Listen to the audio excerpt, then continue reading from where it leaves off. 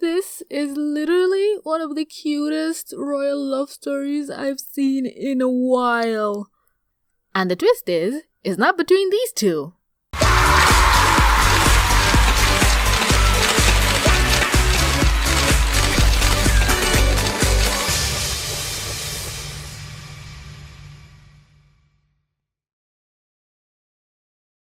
What a great way to kick off the month of June. Aside from it being my bae's birthday month, it's also Pride Month. And you know what that means? We be talking about all the gays in cartoons and animated media. And to kick it off, we have this animated story that's been on my list. Like literally, it's been in my YouTube watch tab. Like whenever I open my computer, Google Chrome, you know those tabs that you don't close, it's been there for I think months or a month, but it's been there for a while. And it's called The Acorn Princess, and it's a short animated film, and I freaking adored it.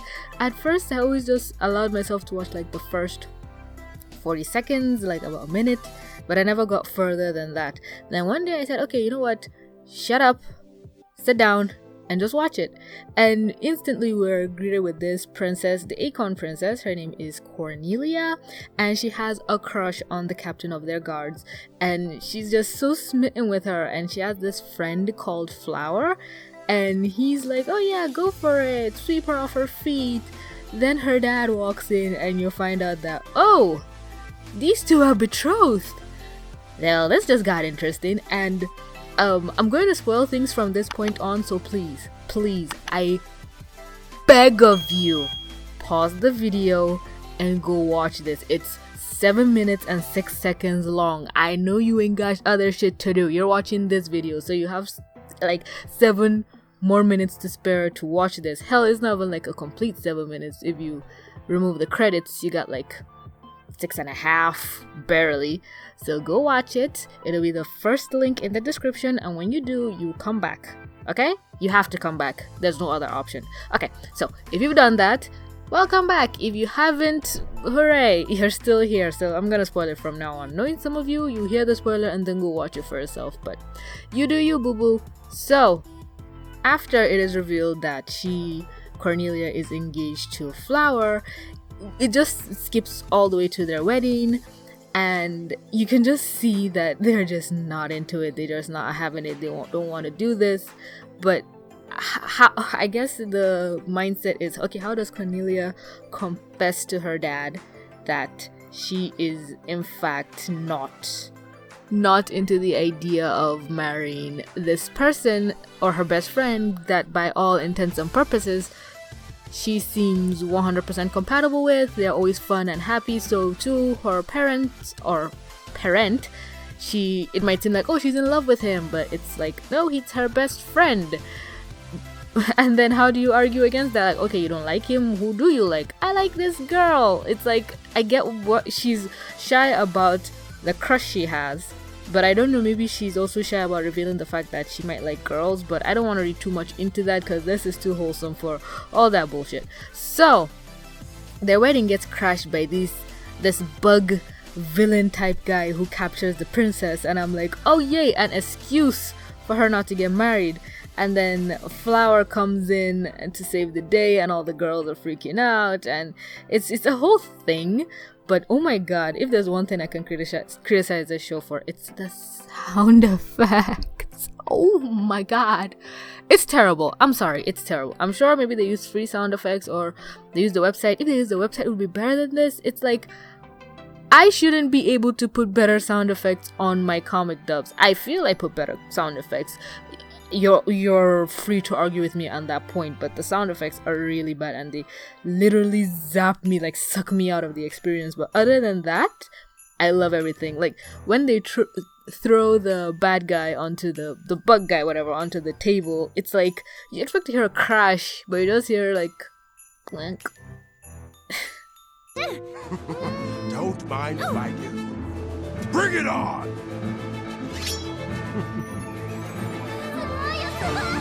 Haha! Toro!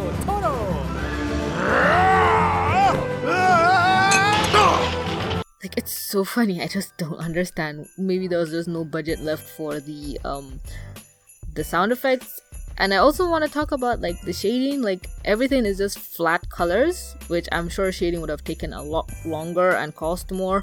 But during the wedding scene, there's this whole ring light effect, and that leads me to believe that maybe this was done in After Effects, because I see a lot of people who edit in that have this way of putting like ring light on like characters, as I don't want to say a cheap way of doing it, but an easy way. It's not easy, an alternative method of shading. Let's go with that.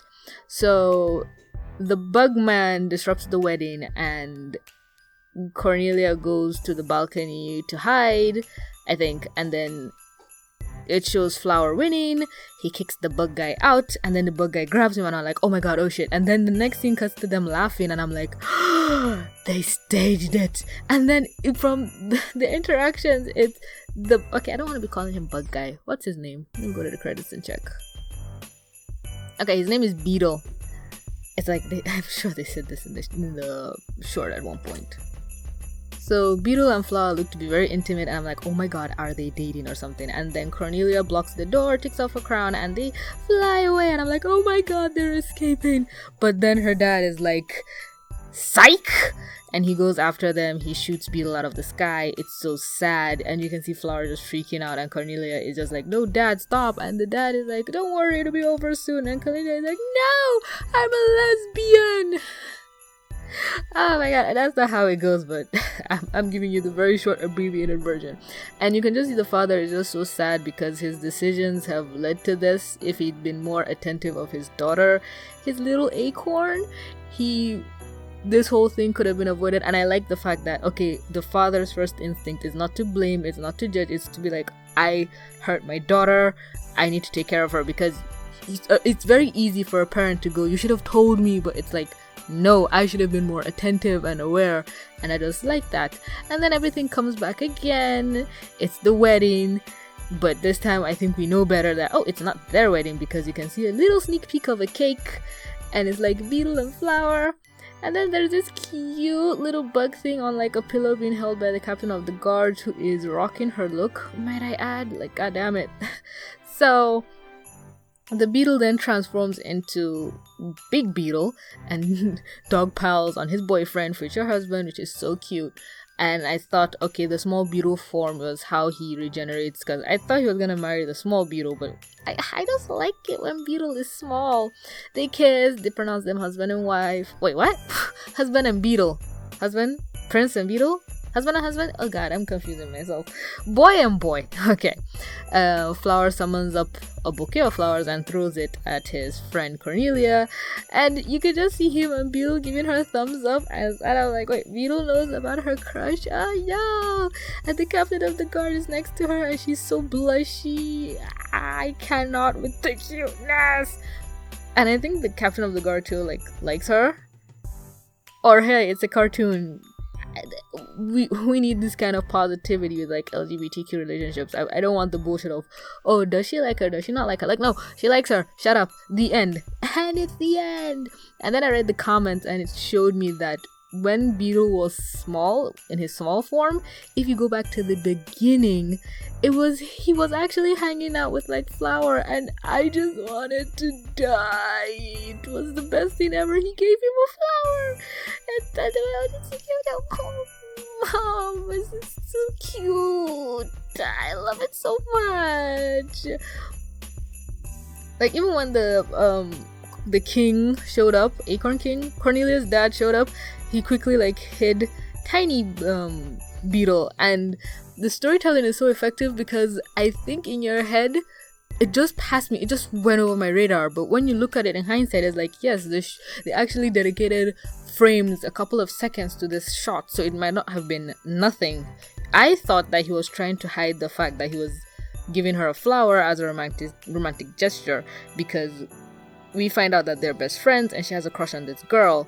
So that's where we thought the story is going. But then it turns out that, oh, the dad wants them to be betrothed. So I thought him hiding the bug that gave him the flower was, oh, he doesn't want the dad to know he likes his daughter, or he doesn't like her, like trying to hide that fact. It's just so meta. I don't know if that's what they wanted people to think, or I'm just an idiot. But either way, I love that whole connotation. Like, it was just, I feel like it was so well paced. The dad is introduced. He's asking her, I hope you're getting along with the guest. He hides the bug. Then the dad is like, my soon-to-be son-in-law. Dad notices the flower. He's like, it's nothing, and he throws it away. I don't know. It's now I think about it, and it's like, it's probably not meant to be that way, but I want to interpret it that way.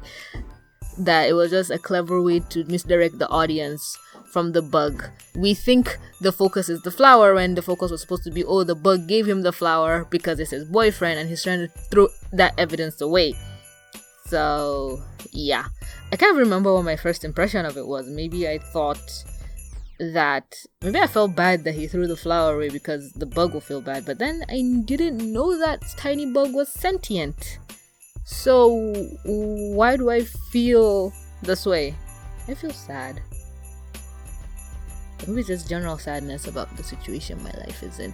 Okay, let's not get too meta again. Again, really lovely animated short film. It's so cute. I immediately went out and looked for like the people who animated it, the studio and everything. It's like, if I have money, I would totally love to work with these people in the future.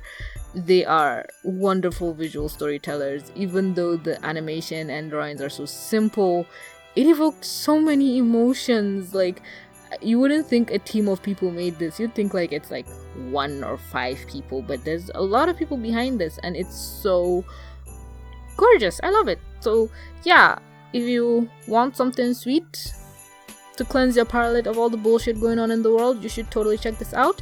Support the creators if you can, and I hope you have a good day. Yeah, that's it. Thanks everybody so much for clicking to watch but with that being said, this is TVC. Mwah. Signing out.